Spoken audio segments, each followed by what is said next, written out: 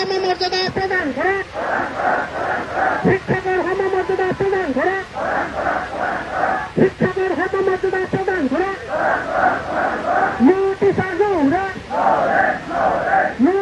মাননীয় মুখ্যমন্ত্ৰী মহোদয়ে আমাক যেতিয়া অৰ্ডাৰ দিছিল, টিউটৰ হিচাপে অৰ্ডাৰ দিছিল আৰু সেইদিনা কৈছিল যে আপোনালোকে টেকত উঠি লওক, আমি ইয়াৰ পিছত আপোনালোকৰ যিখিনি সুবিধা সেইখিনি আমি কৰি দিম। কিন্তু আমিতো আচলতে টিউটৰ নাছিলো, আমি শিক্ষক আছিলো। ৰাইজে মাটি সম্পত্তি দি চৰকাৰৰ পৰা বিষয়ববীয়াসকলৰ পৰা পাৰ্মিশ্যন লৈ ৰাইজে স্কুল খুলিছিলে আৰু আমাক জাননী আকাৰে আমাক নিযুক্তি দিছিল শিক্ষক হিচাপে। গতিকে আমি শিক্ষক মানুহ। কিন্তু মাননীয় মুখ্যমন্ত্ৰী মহোদয়ে যেতিয়া শিক্ষামন্ত্ৰী আছিল তেতিয়া 2021 চনৰ 5 ফেব্ৰুৱাৰী তাৰিখে আমাক টিউটৰ হিচাপে অৰ্ডাৰ দিলে। কিন্তু আমিতো টিউটৰৰ উপযুক্ত নহয়, তথাপি তেখেতে এইখিনি কথা কৈ দিলে যে আপোনালোকে টেকত উঠি লওক। কিন্তু আমিতো টেকত উঠিছো, কিন্তু আমি নিষ্পেষিত হৈ আছো, লাঞ্ছিত বঞ্চিত হৈ আছো। আমাৰ যিখিনি দৰমহা সেইখিনি আমি পোৱা নাই। 10,000 টকা 12,000 টকা দৰমহাত আজি কোনোবাই চলিব পাৰিব নেকি? এইখিনি বস্তু বজাৰত জুই চাই দাম বৃদ্ধি পাইছে। গতিকে মাননীয় মুখ্যমন্ত্ৰী মহোদয় আমাৰ ফালে কিয় লক্ষ্য কৰা নাই? এখেতে নিজে অৰ্ডাৰ দিছে, এতিয়া মুখ্যমন্ত্ৰী, তেখেতৰ ওচৰত সকলোখিনি দায়িত্ব আছে, তেখেতে সকলোখিনি কৰিব পাৰে। গতিকে যদি ইচ্ছা কৰে এদিন কেবিনেট বহি হলেও আমাক টিউটৰৰ পৰা টিচাৰ কৰি দিব পাৰে। আমাৰ লগত শিক্ষকতা কৰা এজনে পাব 60,000 টকা 70,000 টকা দৰমহা, আৰু আমি পাই আছো 10,000 12,000 13,000 টকা দৰমহা। এইখিনি দৰমহাত এটা পৰিয়াল কেনেকে চলিব? আমাৰ ঘৰৰ ল'ৰা ছোৱালী কেনেকে মানুহ হব? আৰু আমি যিটো মানৱ সম্পদ গঢ়া আমি ব্যক্তি, কেনেকে আমি মানৱ সম্পদ কৰিম? গতিকে কিমান আমি কষ্ট কৰি আছো। এই কষ্টৰ পৰা পৰিত্ৰাণ পাবলৈ আমি মাননীয় মুখ্যমন্ত্ৰী মহোদয় কিমানবাৰ লগ কৰিছো, বহুতে লগ কৰিছে। আমি নিজে যাই কাৰ্যালয়ত যাই ছাৰক লগ কৰিছো। ছাৰক কোৱাতে কৈছে যে আপোনালোকে প্ৰফেচনেল কোৱালিফিকেশ্যন ল'ব লাগিব, নহলে নহয়। তেতিয়া আমি কৈছিলো যে ঠিক আছে, প্ৰফেচনেল কোৱালিফিকেশ্যনটো আমি ল'ম, কিন্তু তাৰ আগত আমাক যেতিয়াৰ পৰা অৰ্ডাৰ দিছে সেই অৰ্ডাৰৰ পৰা এফেক্ট ডেটৰ পৰা আমাক সমাহাৰত দৰমহা দিয়ক, স্কেল পেড দৰমহা দিয়ক।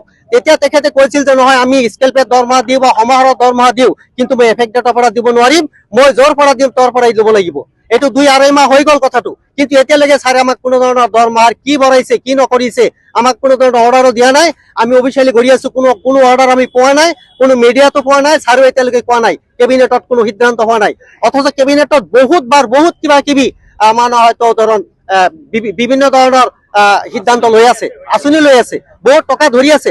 কিন্তু আমিতো শিক্ষক, আমিতো মানৱ সম্পদ গঢ়া ব্যক্তি, আমিতো মানুহ কৰি আছো, তেখেতসকলে মানুহ গঢ়াৰ কাৰণে তেখেতসকলে কিবা এটা কৰি খাব পাৰিছে। আমাৰ ছাত্ৰ ছাত্ৰীসকল MBBS ডক্তৰ হৈছে, আমাৰ ছাত্ৰ ছাত্ৰীক কিবা এটা বিজনেছ কৰি ডাঙৰ মানুহ হ'ব পাৰিছে। সেই ছাত্ৰ ছাত্ৰীসকলৰ ওচৰত যাই আমি সেৱা প্ৰতিপন্ন হৈছো, আমি শিক্ষক হিচাপে পৰিচয় দিব পৰা নাই। ৰাইজে জানে যে আমি শিক্ষক, কিন্তু আমাৰ দৰমহাটো 12,000 13,000 14,000, এইখিনি আমি এটা অপমানিত হৈছো। গতিকে আমি কিবা হয়তো অনুষ্ঠানৰ পৰা, মন্দিৰৰ পৰা, মছজিদৰ পৰা, কিবা ঠাইৰ পৰা যদি আমাৰ ওচৰত কিবা এটা সাহায্য খুজিব যায়, কিন্তু আমি লাজ পাওঁ। আমাক শিক্ষক হিচাপে জানে, কিন্তু আমি সেই অনুদানটো দিব নোৱাৰো।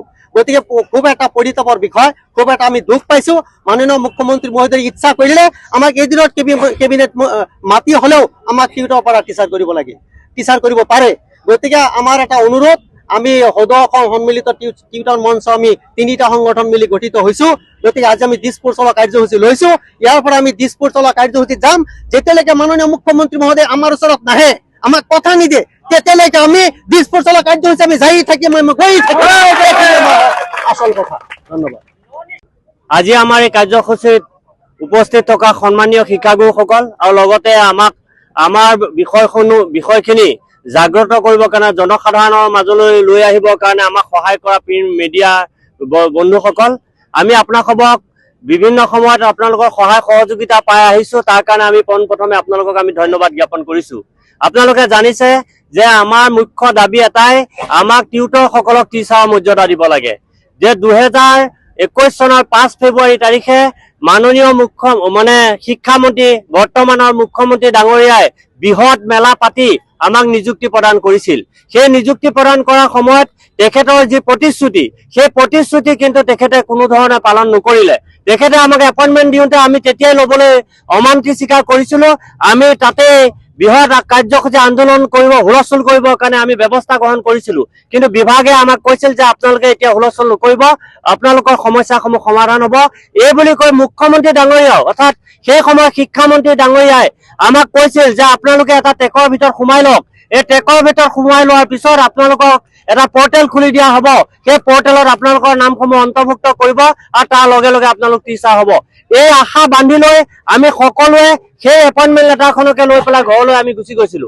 কিন্তু ইয়াৰ পিছত বৰ্তমানৰ চৰকাৰখনে এনেকুৱা না ভোট না চুট কিছুমান চৰ্ত আৰোপ কৰিলে, যিবিলাক চৰ্ত আৰোপ কৰি পেলাই আমাৰ শিক্ষকসকলক আজি 4 বছৰ ধৰি পেলাই প্ৰলোভন দি আছে। এই আমাৰ 4 বছৰ দিন আমাক প্ৰত্যেকৰ বিভাগত আমি গ'লে কয় আপোনালোকৰ কাম হৈ যাব, কিন্তু কাৰ্যক্ষেত্ৰত একো কাম নহয়। এতিয়া অপ্ৰাসংগিক কিছুমান কথা, টেট কিবা PhD ডিগ্ৰী কিবা কিবি এইটো অগম বগম বিভিন্ন আপোনাৰ হেৰিয়ৰ কথা কোৱালিফিকেশ্যনৰ কথা কৈ আছে। আমি এজন শিক্ষকে আজি ইয়াত উপস্থিত থকা বুলিয়ে নহয়, অনুপস্থিত বা উপস্থিত সকলোৱে আমি কোৱালিফাইড শিক্ষক। আমি সেই সময়ত আমাক ৰাইজে এপইণ্টমেণ্ট দিছে আৰু ৰাইজে এপইণ্টমেণ্ট আমাক যোগ্যতা ভিত্তিতে দিছে আৰু চৰকাৰেও আমাক এপ্ৰুভেল দিছে। আমাৰ যোগ্যতা চাই এপ্ৰুভেল দিয়াৰ কাৰণে আমি আজি টিউটৰ হিচাপে হওক কিবা হিচাপে হওক আমি নিযুক্তি লাভ কৰিছো। চৰকাৰে যিখন আইন বনাইছিল সেই আইনত যিবিলাক চৰ্ত আছিল সেই চৰ্তবিলাক আমাৰ ক্ষেত্ৰত মানে প্ৰয়োগ কৰি পেলাই যিমানখিনি কৰিলে কৰি পেলাই আমাক যোগ্যতা বুলি ভাবি পেলাই আমাক এপইণ্টমেণ্ট দিছে। তাৰপিছতো আকৌ পুনৰ কিছুমান নতুন কথা জাপি দি পেলাই যিবিলাক অপ্ৰাসংগিক, টেট জাপি দিছে, কাৰোবাক PhD জাপি দিছে, কাৰোবাক আপোনাৰ B.Ed কৰিব লাগিব বুলি কৈছে। এনেকুৱা অপ্ৰাসংগিক কথাবিলাক জাপি দিছে। যদি প্ৰকৃততে টেটৰ প্ৰয়োজন আছে, PhDৰ প্ৰয়োজন আছে, যদি কিবা কাৰণত আপোনাৰ মানে B.Ed ডিগ্ৰীৰ প্ৰয়োজন আছে, তেতিয়াহ'লে আমাক প্ৰভিন্সিয়েলাইজ কৰাৰ সময়তেই আমাক বন্ধ নকৰিলে কিয়? আমাক এই 20-25 বছৰ কি কাৰণে আমাক কৰিলে? আৰু এই 20-25 বছৰ যে আমাক এই গেবাৰী খটালে, আমাক মানৱ অধিকাৰ আমাক ভংগ কৰিছে চৰকাৰে, আমাৰ নিজৰ অধিকাৰকো আমাক বঞ্চিত কৰিছে। গতিকে আমি আপোনালোকৰ জৰিয়তে অনুৰোধ জনাম, অসমৰ মুখ্যমন্ত্ৰী ডাঙৰীয়াই বৰ্তমান অসমত তেখেতে সকলো কাম কৰি আছে। তেখেতৰ বলিষ্ঠ পদক্ষেপে আমাৰ এই সমস্যাটো সমাধান কৰিব পাৰিব আৰু আমি অনুৰোধ জনাম যে তেখেতে এটা বলিষ্ঠ পদক্ষেপ লৈ এই সমস্যাটো সমাধান কৰক। আমি বিভিন্ন ক্ষেত্ৰত তেখেতক আমি যদি ফৰ্মেলি লগ কৰা নাই, আমি বিভিন্ন অনুষ্ঠান প্ৰতিষ্ঠানত তেখেতক যাওঁতে আমি আগুৰি ধৰি পেলাই লগ কৰিছো আৰু তেখেতে প্ৰত্যেক সময়তে কৈছে যে আপোনালোকৰ কাম হৈ গৈছে, আপোনালোকে চিন্তা কৰিব নালাগে, কিন্তু কাৰ্যক্ষেত্ৰত একো নহয়। আজি আমি আপোনালোকৰ জৰিয়তে এটা বৃহৎ প্ৰচাৰ বিচাৰিছো। মুখ্যমন্ত্ৰী ডাঙৰীয়াই আমাৰ এই সমস্যাটো তেখেতে হস্তক্ষেপ কৰি সমাধান কৰাৰ কাৰণে এটা ব্যৱস্থা গ্ৰহণ কৰক, নতুবা আমি ইয়াৰ পিছত আজিতো ডিছপ'জেলৰ কাৰ্যসূচী আমাৰ যি আছে, আমি অলপ সময় পাছতে আমি সেই ব্যৱস্থাটো গ্ৰহণ কৰিম। ইয়াৰ পিছতো যদি আমাৰ কোনো ধৰণৰ কাম নহয়, তেতিয়াহ'লে অহা 15 জানুৱাৰীৰ পিছত বা বিহুৰ পিছত আমি আৰু জংগী আন্দোলন কৰিম। সেইবাৰ আমি ইয়াত চচলত বহি নহয়, আমি দিছপুৰ ডাইৰেক্ট চলো, আমি তালৈ যাম আৰু ডাইৰেক্টৰ অফিচত আমি ঘেৰাও কৰিম আৰু ঘেৰাও কৰি আমি উত্তাল পৰিৱেশ সৃষ্টি কৰিম। শিক্ষকৰ মৰ্যাদা হানি কৰাৰ যি অপমান, সেই অপমান আমি কিন্তু কেতিয়াও সহ্য নকৰো আৰু ইয়াৰ আমি উচিত প্ৰত্যুত্তৰ দিম আৰু তেখেতে সেই প্ৰত্যুত্তৰ পাবৰ কাৰণে তেখেতে সাজু থাকক। আমি আপোনালোকৰ জৰিয়তে অনুৰোধ জনাম, আমি এতিয়ালৈকে সম্যভাৱে আমি শান্তিপ্ৰিয়ভাৱে সকলো কাম কৰি আছো। যদি আমি অশান্তি আমাক যদি বেছি সৃষ্টি কৰে, তেতিয়াহ'লে আমি আইন আদালত একো চিনি নাপাওঁ। আমি জনগণ, গতিকে জনগণ হিচাপে আমি গণতন্ত্ৰৰ আমাৰ যি অধিকাৰ, মৌলিক অধিকাৰ যি আছে, সেই অধিকাৰ আমি পাবৰ কাৰণে আমি যি কৰিব লাগে তাকে কাৰণে আমি আগবাঢ়ি যাম বুলি আপোনালোকৰ জৰিয়তে প্ৰকাশ কৰিলো। ধন্যবাদ। ৰঙাপাৰাবাসীৰ বাবে সুখবৰ। আপুনি যদি দুচকীয়া বাহন ল'ব বিচাৰিছে, তেন্তে এতিয়াৰে পৰা আৰু চিন্তাৰ কোনো প্ৰয়োজন নাই।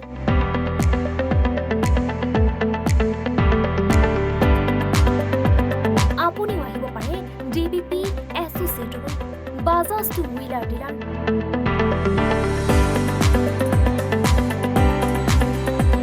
আমাৰ ঠিকনা ৱাৰ্ড নং 8, ঠাকুৰবাৰী ৰোড, ডাকঘৰ, ৰঙাপাৰা, জিলা শোণিতপুৰ। আমাৰ যোগাযোগৰ নম্বৰ 9435707133 9707967285285।